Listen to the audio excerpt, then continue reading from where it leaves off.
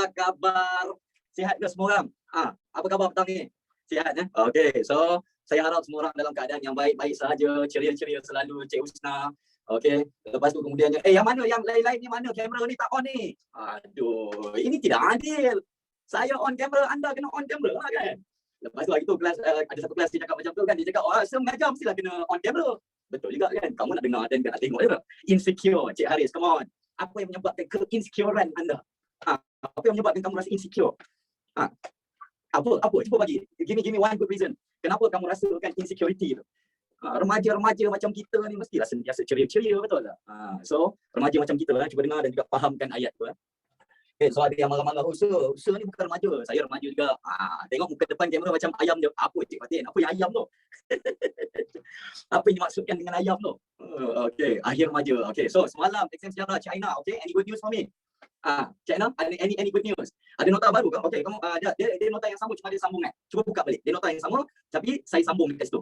Cuba refresh dan juga download. Ada tak? Soalan nationalism Thailand banyak. Okay, so memang yang tu memang favourite. Daripada zaman KBSM dulu, memang sangat-sangat favourite. Saya, okay, bab layer union. Okay, so masuk bab layer union. So kita nak masuk bab layer union ke? Tak nak masuk bab layer union? Mestilah kita nak masuk bab layer union. Okay, so seterusnya, ladies and gentlemen, jom kita mulakan bab 4. Okay, bab 4 ada dah download semua ada Ada yang tak jumpa ke? Okay, so dia ada bab 3 dan juga ada bab 4. Yang terbaru bab 4 lah dah di-upload kan. Okay, boleh kita mulakan, semua dah download Okay, dah dapat Okay, so seterusnya, ladies and gentlemen, anak-anak yang dikasihi, Malaysia Barat, Malaysia Timur, semua. Okay, saya sebelum mulakan bab 4 ni, jadi kita nak buat sedikit macam biasalah. Bab 4 ni kita nak belajar dan juga kita nak bincangkan pasal apa yang dipanggil sebagai era peralihan kuasa kan. Okay, di mana era peralihan kuasa yang kita tengok siapa lagi kalau bukannya siapa? British. Okay, di apa yang dipanggil sebagai negara kita yang tercinta ni. Okay, jadi sebelum kita teruskan, kita nak kena tahu dan juga kita kena bincangkan pasal background story untuk apa yang terjadi selepas Perang Dunia yang Kedua. Okay, so semua orang ingat lagi tak apa yang kita belajar dekat dalam bab 3? Dia ada kesinambungan tu.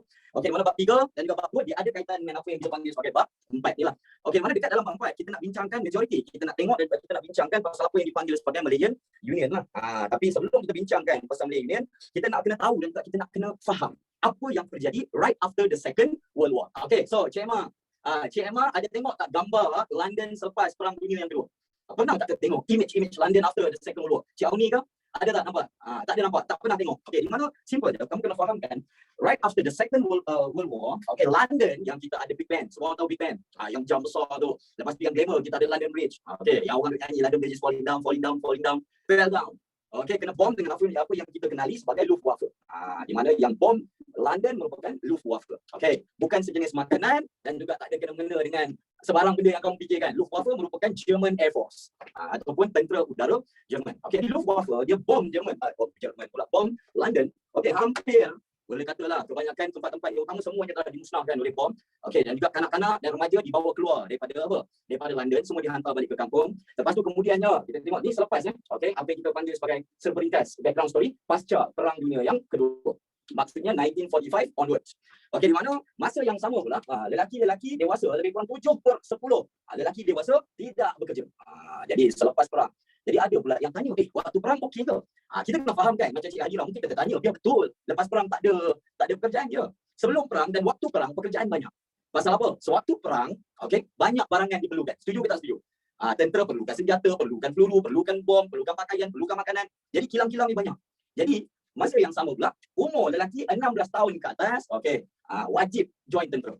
Jadi bila wajib join tentera, yang perempuan-perempuan pula menguasai apa yang dipanggil sebagai bidang-bidang kerja yang ada dekat London dan juga dekat England in general. Okey, so mereka pun pergi perang. Okey, jadi bila pergi perang, balik-balik, semua kerja yang mereka pernah kerja ladang, kerja kilang, kerja dekat workshop, semuanya dah tak ada. Yang lelaki-lelaki tadi. Sebab apa? Sebab wanita dah ambil. Dan juga permintaan lepas perang banyak ke sikit kamu rasa? Selepas perang permintaan banyak ke permintaan kurang? Jadi permintaan pun kurang. Jadi production dan juga pekerjaan sikit. Okay, so ini yang kita tengok. Okay, apa yang terjadi dekat England in general dan juga Britain lah.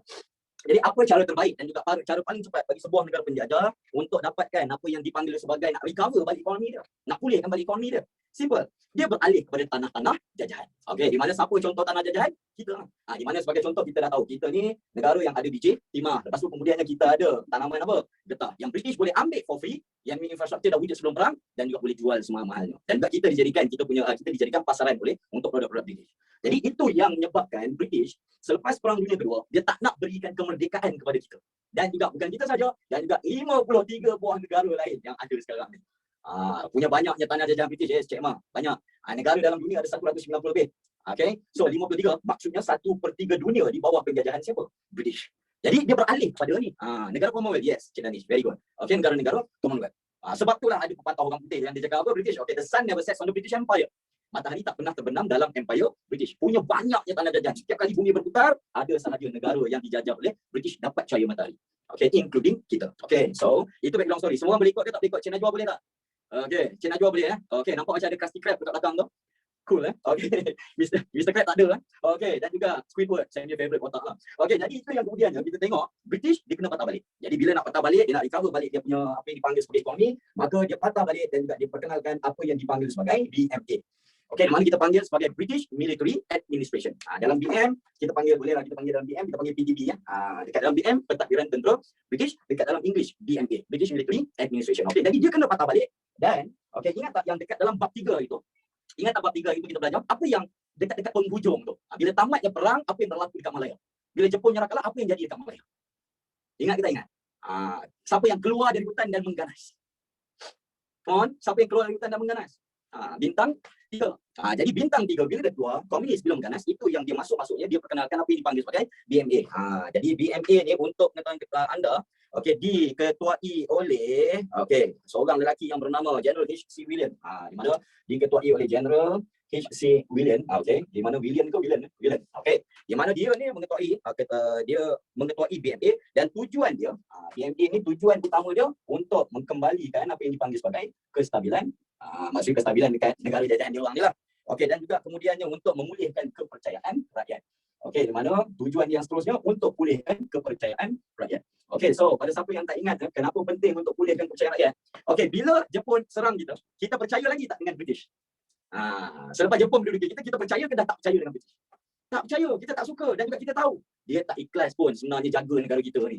Sebab bila Jepun serang, dia pun patah balik, laju je bundur. Punya yang tak nak apa? Tak nak pertahan dengan kita. Jadi tinggalkan kita. Jadi dia patah balik, dia kena pulihkan balik kepercayaan rakyat kepada kerajaan British yang memerintah. Okey, so ini yang kita tengok tujuan utama BMA.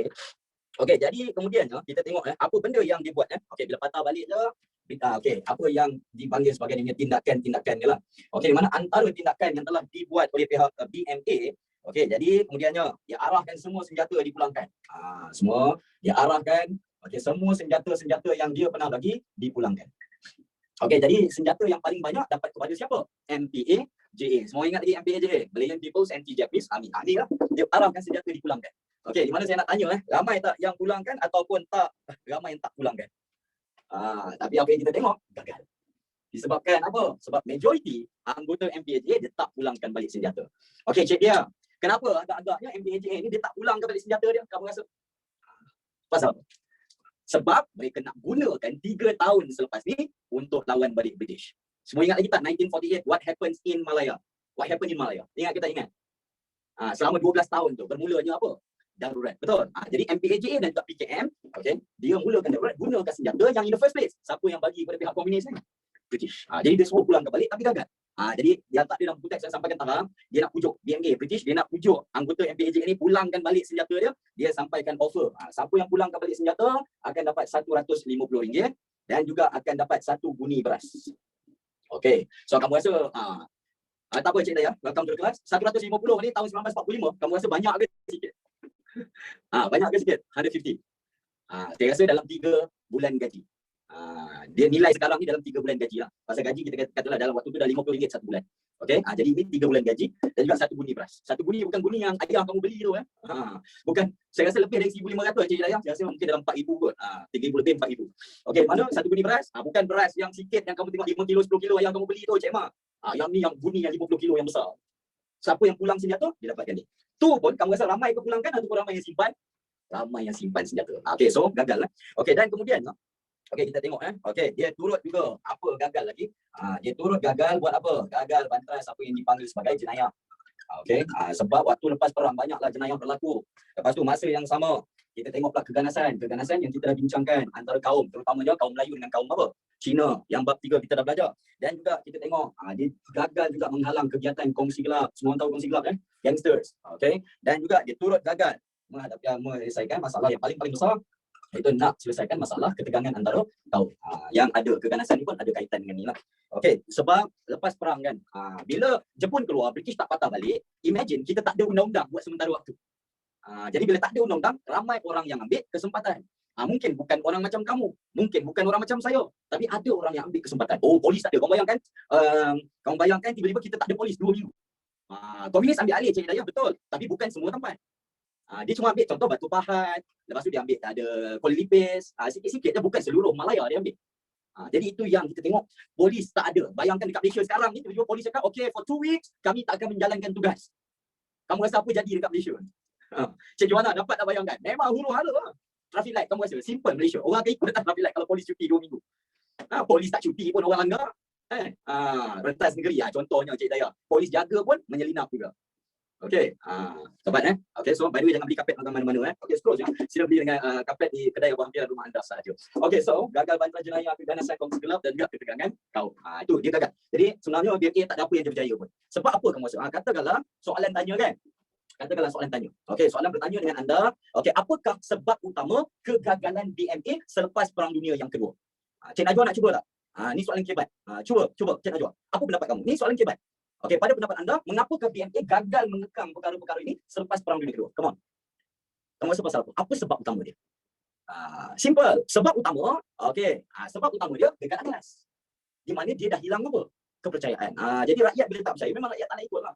Okey, dapat dan juga yang tadi yang siapa Cik Ustaz ke apa jawab tadi kan. Okey, betul juga. Pentadbiran yang kukuh tak wujud lagi waktu tu. Maksudnya kosong. Okey, next, seterusnya. Okey, jadi ini tindakan-tindakan dia selain daripada tu. Daripada segi apa? Daripada segi apa yang nak pulihkan balik kepercayaan rakyat, apa yang dibuat. Yang ini pun menarik juga. Jadi dekat dalam nak mendapatkan apa yang dipanggil sebagai kepercayaan rakyat, apa yang British cuba buat dan telah buat. Okey, jadi antaranya kita kena faham apa kesukaran Okey, kepercayaan rakyat di mana pada waktu tu kita kena faham bekalan susah didapati. Lepas perang kan. Okey, pasal barang-barang tak adalah patah balik terus kan semua. Antara benda-benda utama yang kita tengok makanan. Makanan tak ada. Lepas tu yang kemudiannya terutamanya pada yang sakit, tak ada bekalan apa? Ubat-ubatan. Jadi rakyat memang sangat-sangat sengsara. Dan masa yang sama kita tengok pula penyakit berleluasa. Di mana penyakit berleluasa, contohnya kita tengok apa? Adanya penyakit macam malaria. Yang sekarang ni kita nak tengok rakyat Malaysia kena, senang ke susah malaria? Cik Joanna, pernah tak kamu dengar saudara mara kamu ataupun kenalan kamu kena penyakit malaria? Ada ke tak ada? Tak pernah, betul tak? Jadi Cik Ma pernah tak tengok kawan-kawan kita dekat Sarawak kena penyakit malaria ni? Tak ada. Okey, dan juga kita tengok ada pula penyakit yang dipanggil sebagai penyakit beriberi. Belajarkan dalam sains. Okey, ada pula kena penyakit beriberi diakibatkan oleh vitamin B deficiency. Sebab apa? Semuanya disebabkan oleh kekurangan apa? Makanan. Kenapa kita tak kena malaria? Kenapa kita tak kena beriberi? Sebab kita semua sihat. Makanan kita cukup. Beriberi pada siapa yang tak dapat bayangkan. Okey, beriberi saya baca ini through my reading. Okey, waktu perang dan juga selepas perang, ramai yang meninggal dunia disebabkan oleh penyakit beriberi ni sebab beriberi ni dia mengakibatkan cherry berry yang teruk. Kamu tahu cherry berry Okey, beriberi dia akan mengakibatkan cherry berry yang sangat teruk dan juga ramai yang mati saya baca disebabkan oleh dehydration. Sebab bila penyakit pesakit beriberi ni waktu dia tidur cherry berry cirit-birit. Okey. So, dapat okey di mana dia tidur, imagine tidur tapi makanan tak ada.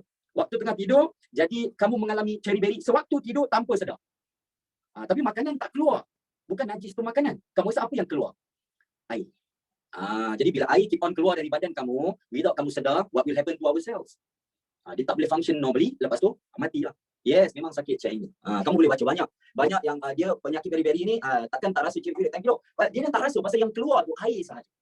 Faham tak? Jadi ramai yang mati disebabkan dehydration. Okey, ini cherry berry sangat-sangat bahaya. Tapi di waktu perang dia ada. Kalau orang sihat tak kena. Macam kita nak kena berry, I think very rare lah, extremely rare. Mungkin ada yang kenalan-kenalan kita dalam ni, mak ke ayah ke doktor, kamu cuba tanya dengan dia. Cuba tanya dengan dia. Per million, per 1 juta berapa orang ni kena berry sekarang? Saya rasa very low. Okay, next, seterusnya. Okay, lepas tu kemudiannya, selain daripada tu, kepercayaan rakyat. Okay, sebab tak ada bekalan, dia ada penyakit. Dan, okay, masalah-masalah yang berkaitan dengan keganasan. Jadi masalah-masalah yang berkaitan dengan keganasan dan masalah-masalah yang berkaitan dengan jenayah. Okay, yang kita dah tahulah. Okay, antaranya kita tengok sorok barang. Ada yang sorok barang. Lepas tu ada pula pasaran gelap. Semua orang tahu pasaran gelap Black market. Okay. Jadi itu dia antara benda-benda yang penting. Dan juga kemudiannya ada pula pasar gelap ni paling teruk ni dekat KL lah. Paling teruk pasar gelap ni dekat KL. Okay. Ini yang menyebabkan benda-benda yang saya dapat imagine. Pada zaman ni Panadol, saya rasa Panadol pun jadi harga melampau-lampau lah. Okay, pasaran gelap tu pasar malam ke? No. Pasaran gelap ni ialah black market. Okay, black market ni merupakan macam mana? Dia bukan dia pasar. Dia black market ni apabila orang berjual beli barangan yang dikawal oleh kerajaan dengan tak dikawal harganya. Illegal. Yeah, thank you Cik Mak. Dia berjual beli secara illegal. Okey, contohnya, ada tak pasaran gelap dekat dalam Malaysia sekarang ni? Ada. Contohnya penjualan diesel. Pernah baca tak dekat surat khabar ke, terlalu dekat IG story ke? Tak ada kan? Orang jual diesel dekat Thailand. Dia beli diesel banyak-banyak dekat Malaysia, dia pergi jual dekat Thailand. Sebab apa? Harga diesel dekat Thailand mahal. Diesel dekat Malaysia murah. Minyak diesel. Minyak diesel. Okey, so itu yang dia buat. Jadi itu dianggap sebagai pasaran gelap. Okey, minyak, yes, minyak. Okey, dan juga masa yang sama ada pula yang cuba buat benda-benda macam tepung. Ingat tak satu masa dulu kita pernah kekurangan tepung. Jadi sebab adanya orang-orang yang buat apa? Sorok barangan. Apa tujuan sorok barang? Come on, siapa ambil ekonomi, siapa ambil perdagangan? Apa tujuan sorok barang ni? Supaya nak naikkan harga. Very good. Okey, dapat ya? Okey, next. Seterusnya. Jadi British tak dapat kawal ni. Okey, lepas tu kemudiannya masa yang sama dia terus gagal pulihkan infrastruktur. Dia terus gagal pulihkan apa yang dipanggil sebagai infrastruktur. Gagal pulihkan infrastruktur. Okey, yang kelakarnya, ironi dia, siapa yang musnahkan infrastruktur kita? Jambatan lah, bangunan lah, jalan raya, pelabuhan, landasan kereta kapal terbang. Siapa yang musnahkan infrastruktur? Come on. British waktu kena serang dengan Jepun, dia yang musnahkan. Lepas tu dia patah balik jadi hero. Orang nak repair balik. Kurang asamnya British, betul tak? Sedangkan yang musnahkan dia. Sebab apa? Dia supaya tentera Jepun tak boleh nak gunakan infrastruktur tersebut. Jadi lepas tu dia patah balik, dia salahkan siapa? Kamu rasa yang musnahkan infrastruktur? Dia salahkan Jepun untuk dapatkan kepercayaan rakyat. Lepas tu dia cuba repair. Malangnya gagal. Jadi gagal pasal apa? Okey, gagal pulihkan infrastruktur. Contohnya, kita tengok lombong-lombong biji timah pun sama. Lepas tu ladang-ladang getah pun sama. Okey, dan juga yang lain-lain. Apa sebab dia gagal pulihkan infrastruktur ni? Sebab kesukaran. Apa yang kita tengok? Okey, sukar untuk bawa apa? Bawa masuk mesin dan juga jentera. Jadi perlukan mesin dan juga jentera kan untuk buat dan juga untuk repair infrastruktur, tapi tak boleh nak bawa masuk. Sebab apa? Sebab dia pun ada masalah dekat negara dia. Jadi macam mana dia nak selesaikan masalah dekat negara orang lain? Masalah negara dia pun tak selesai. Jadi itu yang kita tengok. Banyak kemusnahan dia, banyak kemusnahan Cik Rayap, sangat banyak. Okey, jadi itu yang kemudiannya kita tengok perang dunia. Inilah antara kesan dia kepada kita. Dan juga orang-orang lain pun menghadapi masalah yang sama lah. Saya rasa negara yang tak affected badly by the Second World War ialah siapa tau? USA. US saja negara yang tak affected badly dekat US. Untuk mengetahui sebab apa? Sebab bila peperangan berlaku, US join perang. Tapi negara dia terlibat tak dengan peperangan tu? Medan perang tu bukan dekat US. Jadi rakyat dia hidup macam biasa. Kamu imagine orang lain dua berbunuh-bunuh, orang US hidup macam biasa. Jadi itu yang kita tengok. Saya rasa negara US saja yang hidup aman damai pada waktu Perang Dunia Kedua. Memang tak aci. Sedangkan dia yang pergi musnahkan Jepun kan. Dia musnahkan orang tapi dia tak ada. Tak silap saya sebutir bom pun tak meletus dekat USA. Okey, so seterusnya. Jadi semua boleh ikut kan. Jadi BMA masuk diketuai oleh HQ Civilian. Okey, jadi tujuan dia yang utama nak kembalikan kestabilan dekat Malaya, lepas tu pulihkan kepercayaan rakyat. Jadi apa tindakan yang dia buat? Ini antara tindakan utama yang dia buat dan juga untuk pulihkan kepercayaan rakyat. Kenapa dia perlu pulihkan kepercayaan rakyat? Sebab perkara-perkara yang merah ni berlaku. Tapi apa pula kekangan-kekangan dia? Itu yang kekangan-kekangan dia antaranya sukar bawa masuk mesin dan juga apa? Jentera. So semua orang boleh faham ke tak boleh faham? Senang ke susah? Senang kan? Simple kan? Okey, so seterusnya. Jadi pada siapa yang tak dapat imagine lah, how bad was the economy? Siapa yang ada textbook dekat tangan sekarang ni? Siapa yang ada textbook dekat tangan sekarang ni? Ada yang ada textbook kan? Okey, kalau ada textbook sila buka muka surat 95. Sila buka muka surat 95. Tak ada apa buat, saya just nak kamu tengok ni. Pada siapa yang tak ada, ini yang benda yang saya nak kamu tengok. Okey, so semua orang boleh baca tak? Boleh nampak tak? Pada siapa yang tak ada textbook, itu harga-harga barangan sebelum, semasa dan selepas Perang Dunia yang Kedua. Punya mahalnya barangan. Okey, saya suka ambil contoh apa? Telur. Telur ayam, chicken egg. Chicken egg sewaktu sebelum perang, harga satu butir telur merupakan 3 sen. 3 sen. Sekarang ni lebih kurang 30 sen lah kan? Kalau yang grade AA. Okey, 3 sen sebutir. Okey, selepas perang RM45 satu butir. Imagine. Siapa ada kalkulator tolong tekan sikit, boleh tak? 4,500 sen. Tekan je 4,500 sen bahagi dengan 3 sen. Okey, 4,500 sen bahagi 3 sen. Tekan kalkulator jap. Berapa? 1,500. Apa maksudnya Cik Mi? Kenaikan harga barangan tu 1,500 kali ganda. Kamu nak tahu dia punya comparison dengan sekarang? Simple lah. Okey, ambil satu barangan. Contohnya Cik Adila, dia ambil lah. Kamu nak tahu harga barang, harga tudung kamu kan? Harga tudung kamu tak kisahlah bawal ke siakap ke gelama ke apa pun jenis tudung. Okey, kamu darabkan harga tudung tu RM20, darab dengan 1,500 kali. Itulah harga barangan dia. Okey, so kamu rasa macam mana ekonomi selepas perang dunia? Sangat-sangat teruk. Sebab tu orang tak guna duit. Orang tak gunakan duit. Orang gunakan apa pada waktu tu? Barter trade. Dia tukar-tukar barang. Jadi siapa yang duduk kampung tu untung lah. Okay, boleh bercucuk tanam, boleh bela ayam, boleh bela itik kan. Yang duduk bandar. Memang masalah. Kamu nak ternak apa dekat bandar? Nyamuk boleh kan? Okay. So boleh kita teruskan. Okay, so kita dah habis dekat 4 poin. Okay, siapa nak screenshot silakan. 5, 4, 3, 2, 1. Okay, next. Okay, seterusnya. Habis pasal PTV. Ini habis 4.1 lah. Okay, jadi kita nak masuk pula. Ini yang saya sebenarnya kan. Saya teringin sangat-sangat lah. Ini antara impian saya. Saya teringin sangat-sangat nak macam mana nak terlibat dengan dalam pembikinan satu filem. Saya minat kalau ada ada mana-mana pihak lah, producer ke yang nak buat filem, kita buat apa tau? Kita buat filem yang gambarkan kehidupan sebenar orang-orang pada zaman Jepun dan selepas waktu Jepun. Ada beberapa telemovie yang buat benda dia, tapi bagi saya tak dia betul-betul realistik. Saya nak buat satu benda yang sangat-sangat realistik. Okey, contohnya yang saya ni, okey. So semua orang akan cuti nanti kan? Suka tengok movie tak? Suka tengok movie. Okey. So semua orang pernah tengok tak movie The Pianist? Kos memang mahal lah. Siapa yang tak pernah tengok, saya sarankan anda tengok movie ni, The Pianist. Okey. Dia jangan risau, dia 13 PG. Dia PG 13. Okey. Dia pasal apa? Dia pasal Perang Dunia Kedua. Terutamanya fotos yang minat muzik ataupun fotos yang main piano, kamu akan sangat-sangat suka tengok ni. Tapi dia sangat menarik. Cerita dia sangat menarik. Macam mana kehidupan digambarkan seorang pemain piano profesional sebelum perang, sewaktu perang, selepas perang. Władysław Szpilman nama dia. Okey, tapi dia ni pada waktu ni Jerman menduduki negara dia, negara Poland. Dia Poland tapi dia ni melarikan diri sebab dia bangsa apa? Yahudi. So Jerman kamu tahu kan dia bunuh Yahudi kan. Okey. Sila tengok The Pianist. You won't regret. Kalau saya nak buat something yang macam tu kalau ada lah. Okey, saya teringin nak terlibat kan. Tapi kita gambarkan Malaya dan juga Sabah dan Sarawak di bawah Jepun macam mana kehidupan sebenarnya. Okey, next seterusnya. Jadi bila British dia dah perkenalkan BMA, jadi sebenarnya apa yang dia punya tujuan utama dia? Di mana dia sebenarnya dia wujudkan keamanan tu bukannya sebab dia sayang dengan kita, tapi sebab dia nak perkenalkan something yang dipanggil sebagai gagasan Malayan Union. Di mana dia tak ikhlas pun. Di mana dia nak perkenalkan gagasan Malayan Union. Okey, di mana gagasan ni kumpulan lah, cadangan. Okey, di mana kita kena faham gagasan Malayan Union, ramai orang yang tak faham, termasuklah orang dewasa kan. Apa yang dimaksudkan dengan Malayan Union? Katakanlah orang tanya dengan Cik Puteri Kastina, tanya dengan kamu, Puteri, okey, apa maksud Malayan Union ya? Ataupun nenek kamu lah. Nenek kamu ada lagi Cik Puteri? Ada, okey. Tiba-tiba nenek tanya, Puteri, explain sikit dekat nenek apa tu Malayan Union. Nenek dengar lah benda tu, tapi nenek tak tahu. Jadi benda yang paling senang kamu nak fahamkan, Malayan Union ialah sebuah negara. Itu je Cik Joanna. Kalau orang tanya dengan kamu, apa tu Malayan Union? Malayan Union ni sebuah negara. Maksudnya kalau kita British teruskan dengan Malayan Union, kita takkan dipanggil Malaysia sekarang ni, kita dipanggil sebagai Malayan Union. Jadi macam Britain lah. Kan Britain dipanggil apa? UK kan? United Kingdom. Tapi kita dipanggil sebagai Malayan Union. Okay, so patah balik. Kenapa British nak perkenalkan Malayan Union? Dia ada pelbagai lah sebab dia, tapi yang ni sebab dia yang paling basic.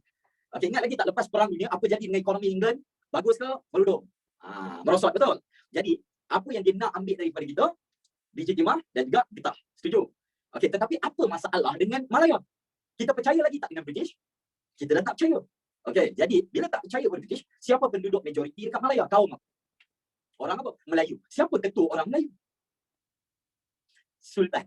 Jadi macam mana nak kuasai dan negara? Simple saja. Hilangkan kuasa Sultan. Jadi itu sebab dia perkenalkan Malayan Union. Dan juga kalau Malayan Union dilaksanakan secara basicnya, okey, kita tak akan ada lagi makcik-makcik dekat tepi jalan jual pisang goreng. No more. Makcik-makcik tu semua akan tukar jadi banana fritters. Kita tak akan gunakan PM. Kita akan gunakan Queen English. Orang bayangkan makcik-makcik dekat tepi jalan kan, jual umai. Contohnya, ada umai yang ada jual tepi jalan ni, Cik Ma. Okey, di mana jual umai tepi jalan. Today is a good day for you to try. Kau bayangkan makcik-makcik tu cakap Cockney English. Yes. Okey, dan Cik Puteri mungkin terfikir, botak ni biar betul. Okey, di mana? Betul kan? Ya.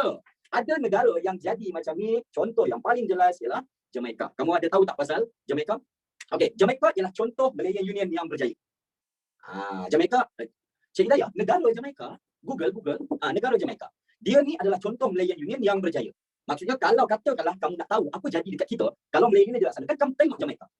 Okey, Jamaica ni dekat Caribbean, Kepulauan Caribbean. Dia US, kamu tengok US, dia bawah, pulau-pulau yang belah bawah US. Cuba, jumpa Cuba. Cuba, dia sebelah kanan.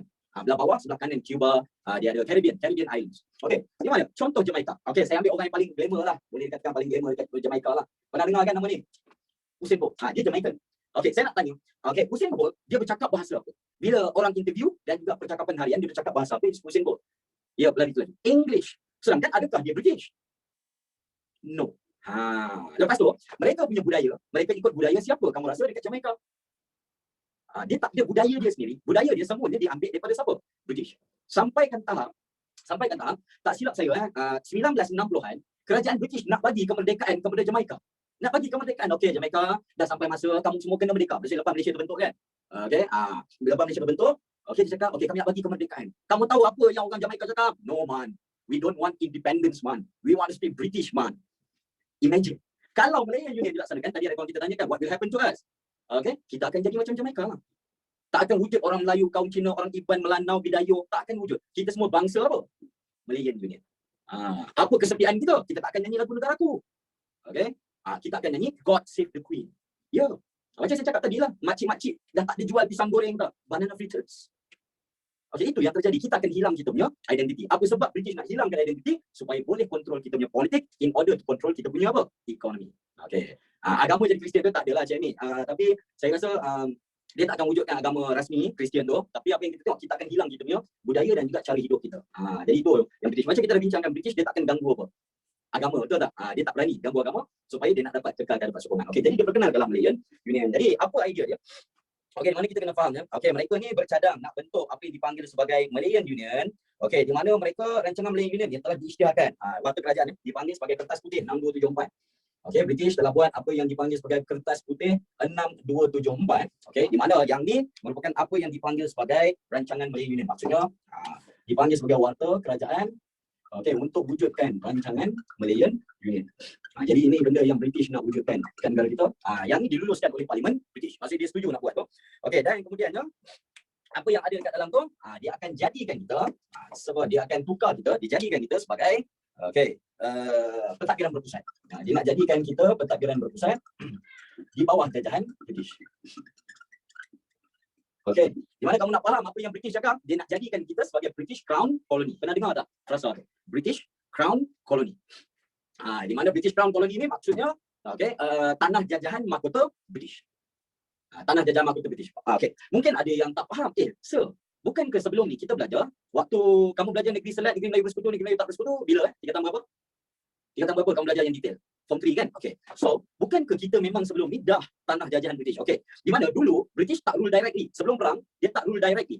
Tapi bila Malayan Union dilaksanakan, dia akan jadikan kita macam saya cakap tadi, Jamaica, dia rule, dia perintah secara direct. Sebab sebelum Perang Dunia Kedua, okey, ingat tak kita ada negeri-negeri Selat, negeri-negeri Melayu bersekutu, negeri-negeri Melayu tak bersekutu. Lepas tu, okey, kita tengok negeri Selat, negeri Melayu bersekutu, negeri tak bersekutu.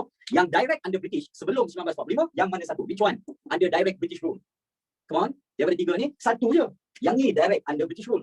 Whereby, negeri Melayu bersekutu dan juga negeri Melayu tak bersekutu indirect melalui pegawai British yang dipanggil sebagai resident. Ingat tak? Manakala dekat negeri-negeri tak bersekutu, dia panggil sebagai advisor ataupun penasihat. Okey, British memang kuasai, tapi hanya hal ehwal luar. Jadi kita bukan directly under British rule, tapi yang ni under British rule. Jadi bila dia buat Malayan Union, dia akan buat apa? Dia satukan semua ni, dia jadikan sebuah pentadbiran berpusat yang semuanya tanah jajahan British. So kamu rasa bila Malayan Union dilaksanakan, Sultan ada lagi kuasa ke akan hilang kuasa? Akan ada lagi atau hilang kuasa? Of course hilang kuasa, itu tujuan dia. Jadi itu yang dimaksudkan dengan cadangan Kertas Putih 6274 lah. Okey, jadi itu yang kemudiannya. Okey, apa dia yang dibuat? Okey, jadi dia mulakan kiranya macam mana nak cakap Okey, jadi dia buat unit perancangan. Ini dia kronologi lah. Dia start dengan unit perancangan. Okey, apa yang dipanggil sebagai unit perancangan Malaya atau Tanah Melayu. Okey, dia start dengan cadangan dia ni pada bulan Februari tahun 1943. Okay, dia start dengan ni kertas cadangan dia lah. Okey, lepas tu kemudiannya dia bentang. Dia telah bentang di Parlimen British.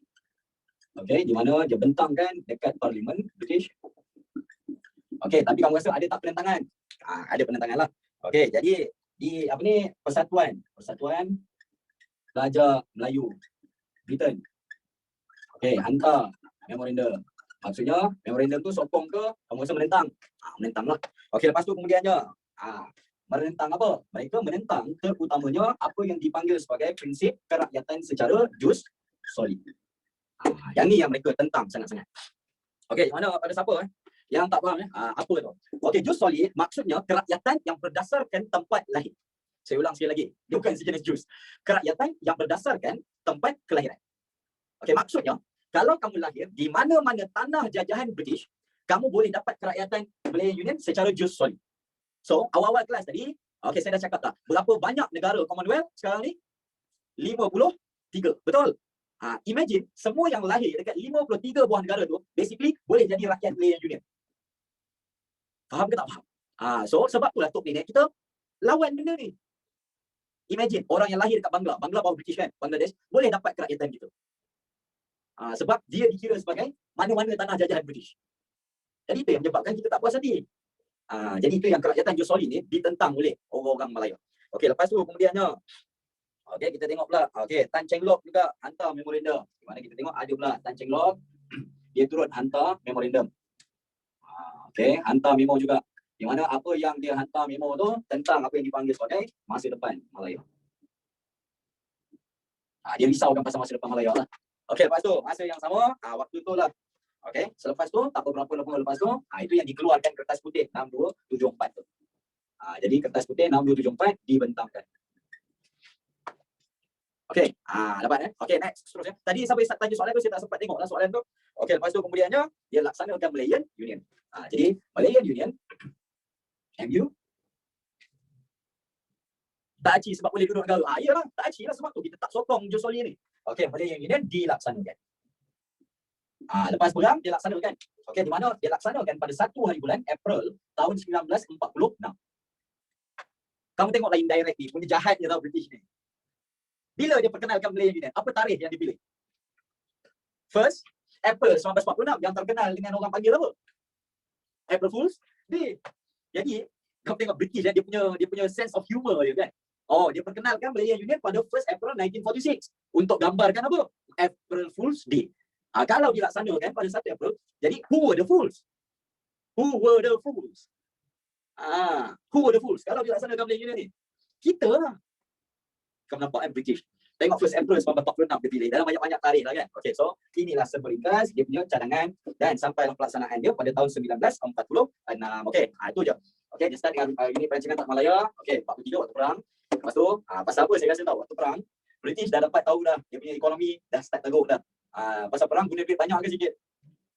Okay, tapi kenapa MU still dilaksanakan? Kenapa MU still dilaksanakan? Sebab British desperate. Dia perlukan kita punya, kan saya cakap tadi, BJ, Timah, dan juga dia perlukan getah. Dia perlukan dia. Okay, so Sabah Sarawak kita tak masukkan. Malayan Union dia tak masuk sekali Sabah Sarawak. So kawan-kawan Malaysia Timur sabar. Pasal kamu duduk bawah pentadbiran lain. Betul tak? Kamu orang Sarawak duduk bawah keluarga Brooke. Kawan-kawan kita yang Sabah pula duduk bawah SB, UB. Jadi dia tak sekalikan. Yang ni Malayan Union hanya merujuk pada Semenanjung Malaya. Okay, dapat ya? Okay, so boleh saya padam yang ni. Siapa yang nak screenshot sila screenshot. 5, 4, 3, 2, 1. Okay, so itu yang kita panggil sebagai gagasan Malayan Union. Dia punya cadangan dan juga dia punya pelaksanaan pada 1 April tahun 1946. Okay, jadi seterusnya, bila kita nak tengok yang ni, maka kita nak pergi pula bahagian yang seterusnya. Kita kena faham pasal dia punya ciri-ciri lah. Allah, tak sempat screenshot. Siapa-siapa yang lain sempat screenshot, tolong hantar. Boleh hantar. Tolong hantar dekat Cik Hidayah. Okay, bukan keluarga Brooke, keluarga British. Okay, kamu faham kan Cik Hidayah dia lain tau. Okay, saya pasti orang-orang kawan-kawan kita Sarawak boleh tolong jawab kot. Okey, dia cakap Brooke adalah British. Okey, jadi kenapa Brooke tak dianggap sebagai kerajaan British? Simple. Saya. Katakanlah saya rakyat mana? Okey, saya rakyat negara mana? Okey, Malaysia. Saya sebagai rakyat Malaysia, tiba-tiba pulau macam mana kamu imagine Canada saya punya. Kalau Canada saya punya, saya ajak semua duduk sana. Okey, so katakanlah Canada saya punya. Jadi who's the ruler of Canada? King Shairat. Jadi korang bayangkan mata wang Canada muka saya. Okey. Jadi, adakah saya masih rakyat Malaysia? Soalan dia, adakah saya masih rakyat Malaysia? Ya, Cik Hidayah, saya masih rakyat Malaysia. Jadi, Malaysia nak ambil alih Canada daripada saya. Boleh tak Malaysia rampas Canada dari saya? Boleh atau tidak? Tak boleh. Sebab Canada tu saya punya. Jadi itulah kedudukan Brooke dengan kerajaan British.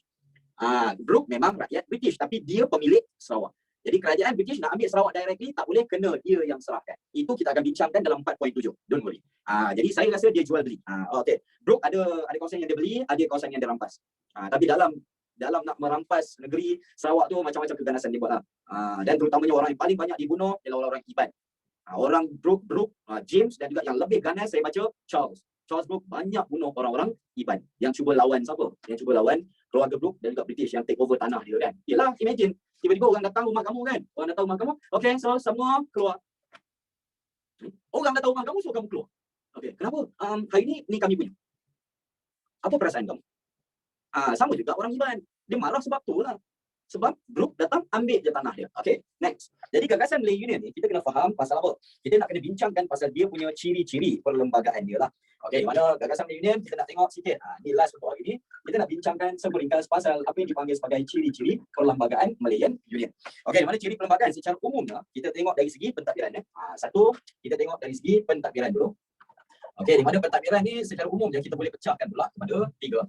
Okey, di mana pentadbiran yang pertama, kita kena tahu yang dia merupakan satu negara yang berkonsep kesatuan. Okey, so nombor 1, dia merupakan kesatuan. Okey, lepas tu kemudiannya nombor 2, kita nak tengok pula siapa dia punya ketua pentadbir. Yang ni nombor 2, ketua pentadbir. Okey, dan juga nombor 3, kita kena tahu yang paling penting, kedudukan siapa? Kedudukan Raja-Raja Melayu. Jadi dari segi pentadbiran, ini 3 benda utama yang kita kena tahu lah. Okey, di mana saya nak terangkan satu-satu. Okey, di mana bentuk kesatuan, dia satukan semua negeri.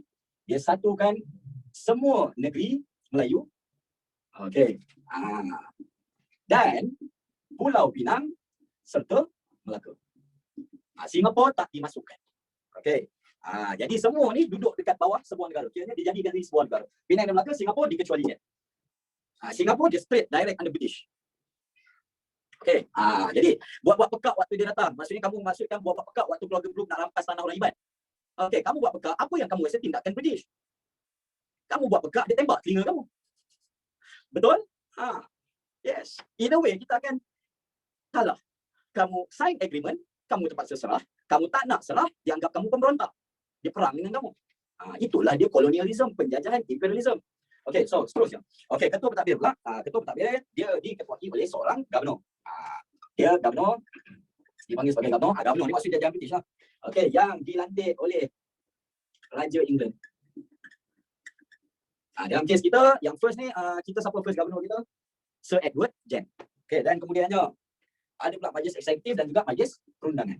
Okey, wujudnya majlis, iaitu ada 2 majlis perundangan. Dan satu lagi, majlis yang dipanggil sebagai majlis eksekutif. Simple je.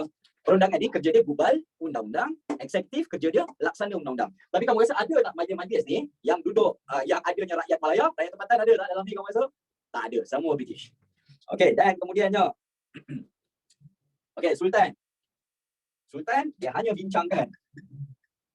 Okey, 2 sahaja. Dia boleh bincangkan, kamu rasa apa dia?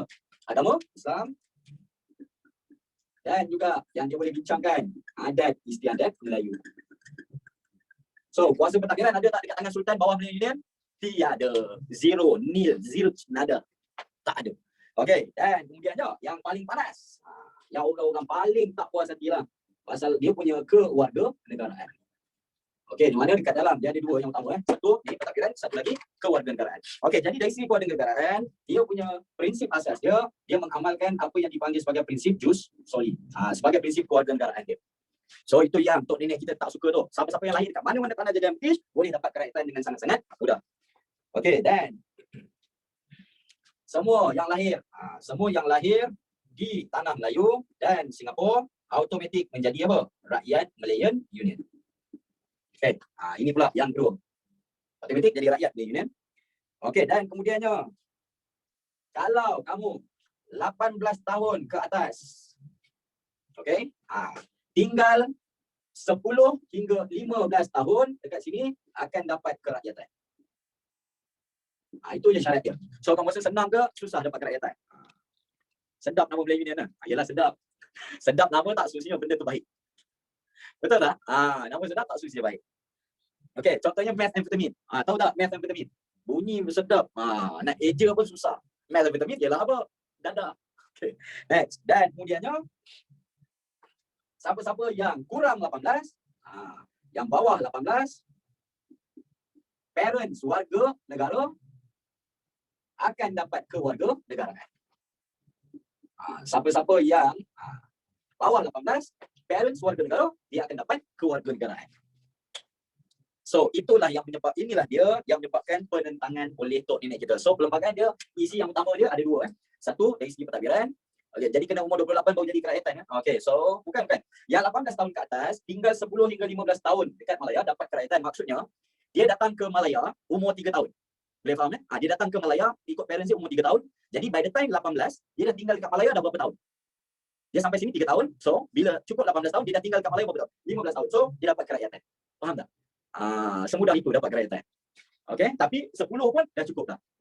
So macam kita sekarang ni, kamu dah tinggal dekat Malaya, dekat Malaysia 10 tahun, kamu orang luar, kamu tinggal dekat Malaysia 10 tahun, dapat tak kerakyatan? Tak dapat kerakyatan je Ustaz. Paling kuat kamu dapat pun, kamu dapat PR, IC merah sahaja. PR bukan warga negara, dia penduduk tetap kan. Okay, so ladies and gentlemen, saya rasa kita stop dekat 4 poin. 2 dekat bahagian yang dipanggil sebagai ciri-ciri perlembagaan Malayan Union. Okay, so semua orang boleh faham tak kita punya lesson hari ni? Boleh faham ke tak boleh faham? Okay, so sila screenshot, siapa yang nak screenshot? Jangan ni screenshot, masuk saya sekali. Okay, alright. Okay, so terima kasih banyak-banyak atas masa dan perhatian anda. Kalau ada apa-apa soalan, sila jot down. Okay, nanti next week boleh tanya balik dengan saya. Saya nak ucapkan terima kasih banyak-banyak sudi mendengar dan juga sudi bersama-sama dengan saya petang ni. So, I'll see you guys later. Assalamualaikum, salam sejahtera. Take care. Have a nice weekend ahead. Bye-bye.